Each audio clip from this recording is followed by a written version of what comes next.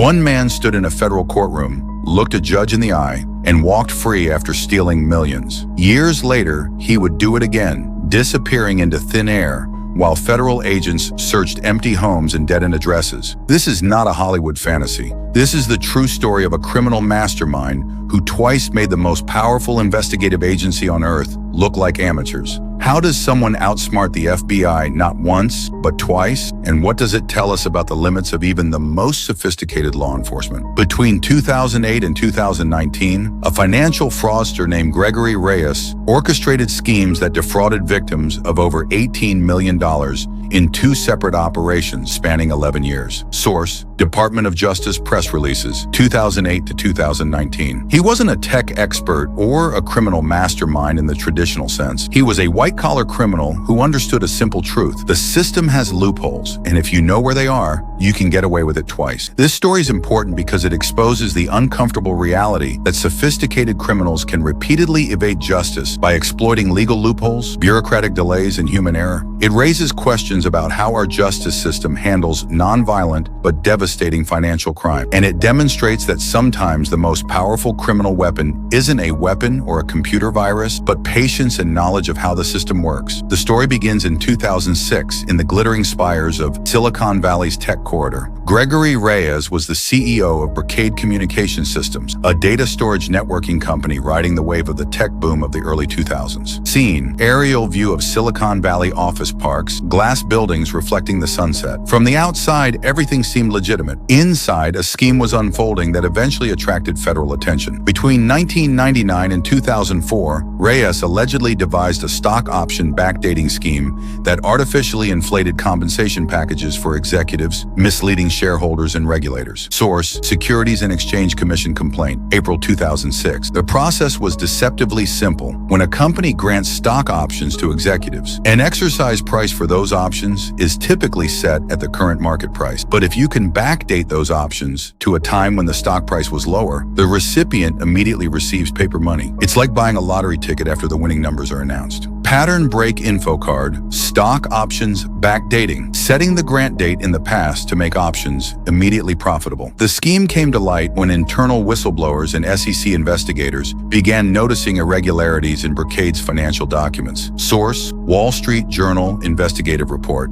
May 2006. Board meeting minutes did not match the dates of option grants. Signatures appeared on documents that predated the meetings where the options were allegedly approved. The paperwork was inconsistent, in some places carelessly done, and led investigators to suspect fraud. In April 2006, the SEC filed civil charges against Reyes. Bottom third, April 2006, SEC files civil complaint. By August 2006, federal criminal prosecutors in San Francisco had built a strong enough case to indict him on multiple counts of securities fraud. Source: U.S. Attorney's Office, Northern District of California, August 2006. The Justice Department alleged that Reyes knowingly backdated millions of dollars worth of options, defrauded shareholders, and filed false documents with federal regulators. The trial began in 2007, and prosecutors presented a wealth of evidence: altered documents, suspicious email chains, and testimony from former colleagues alleging pressure to falsify records. Scene: evidence cards, financial statements, and transcripts of witness testimony being displayed via email on screen. Reyes professed his innocence throughout the trial, arguing that he relied on legal advice and that any irregularities were unintentional mistakes in a complex regulatory environment. In August 2007, a jury found Gregory Reyes guilty on 10 counts of fraud. Source: Reuters court coverage, August 2007. He became the first executive in the United States to be convicted in a trial for backdating stock options. The judge sentenced him to 21 months in federal prison and ordered him to pay millions of dollars in fines and restitution. Bottom third, August 2007, conviction, 21-month sentence. But this is where the story takes its first unexpected turn. Reyes and his legal team immediately appealed the conviction, arguing that the jury instructions were flawed and that evidence had been tampered with.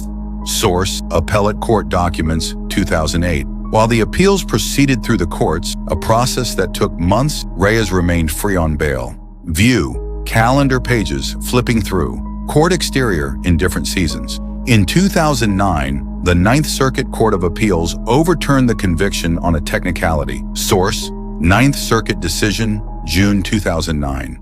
The appellate judges did not exonerate Reyes. They ruled that the lower court judge had given the jury improper instructions that could have led to confusion about criminal intent in securities fraud cases. This was a narrow legal victory based on court procedure, not a factual acquittal. The Department of Justice had a choice: retry Reyes with corrected jury instructions or accept the reversal. They chose to retreat. The second trial took place in 2010, and this time prosecutors refined their approach, tightening arguments and addressing the technical issues that had doomed the first conviction. Source: San Jose Mercury News Trial Coverage, 2010. In May 2010, a second jury found Reyes guilty again on multiple fraud counts. Lower third, May 2010 second guilty verdict.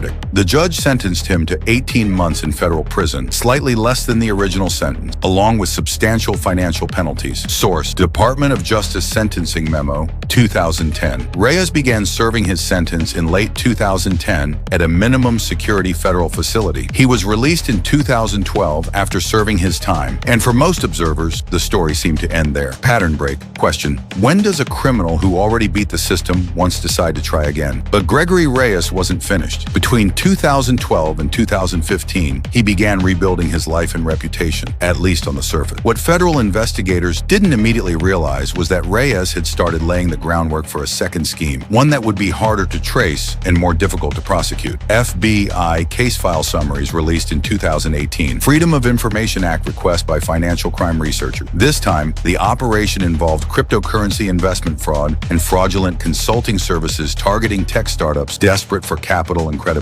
Source: SEC Enforcement Action, March 2018. Reyes allegedly created a network of shell companies, used pseudonyms and intermediaries, and exploited the regulatory gray zones around digital assets in the mid-2010s. He promised investors access to pre-IPO opportunities and exclusive blockchain ventures that either didn't exist or were vastly misrepresented. Visual layered diagrams showing shell company, arrows connecting fake entities. The second scheme was more sophisticated than the first. Reyes had learned from his earlier mistakes. He avoided creating incriminating paper trails, communicated through encrypted channels, and structured transactions to stay below reporting thresholds that would trigger automatic regulatory review. Source: Financial Crimes Enforcement Network Advisory Bulletin, 2019. He used foreign bank accounts and cryptocurrency wallets that were difficult to trace, and perhaps most cleverly, he maintained a low public profile, avoiding the spotlight that had helped sink him the first time. Lower third, 2012 to 2017 period of alleged second fraud operation. Victims began reporting problems in 2016. Investors who had wired money for promised opportunities heard excuses, delays, and eventually silence. Source: Victim statements filed with FBI in 2017. Some lost tens of thousands of dollars. Others lost their entire retirement savings. The pattern was classic fraud. Early investors received small returns to create credibility. Later investors received nothing, and Reyes allegedly siphoned funds for personal use. The FBI opened an investigation in early 2017 after multiple victims filed complaints and suspicious activity reports flagged unusual financial movements. Source: FBI press release, September 2019. Agents spent months tracing transactions across domestic and international accounts, subpoenaing records from cryptocurrency exchanges, and interviewing witnesses who had interacted with Reyes and his associates. By mid-2018, investigators had assembled enough evidence to seek an indictment. A federal grand jury in the Northern District of California indicted Reyes on charges including wire fraud, securities fraud, and money laundering. Source: Sealed indictment unsealed September 2018. The indictment alleged that Reyes had defrauded investors of approximately $11 million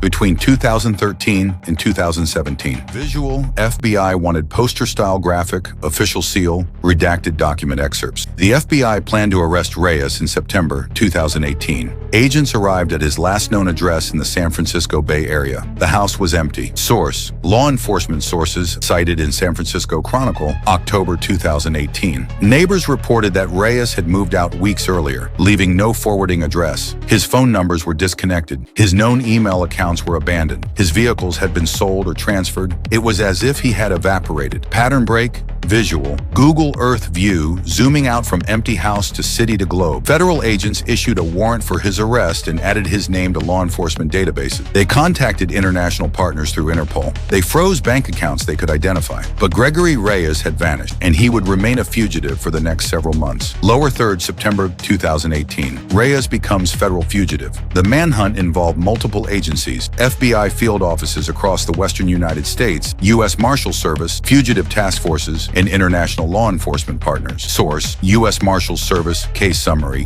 2019. Investigators followed leads across state lines and international borders. They tracked financial transactions, monitored known associates, and analyzed digital footprints. In June 2019, nearly 9 months after the initial arrest warrant was issued, U.S. Marshals located Reyes in a small coastal town in Mexico. Source: U.S. Marshals Service press release, June 2019. He was living under a false identity, renting a modest apartment, and maintaining a low profile. Mexican authorities cooperated with the extradition request, and Reyes was transported back to the United States in custody. Visual, timeline graphic showing 9-month gap between warrant and capture. He appeared in federal court in July 2019, facing the new charges along with additional counts related to fleeing prosecution. Source: Court Docket, Northern District of California, July 2019. The judge denied bail, citing Reyes as an obvious flight risk given his recent disappearance. Prosecutors presented evidence of the second fraud scheme, victim testimony, and financial records showing how Reyes had allegedly moved money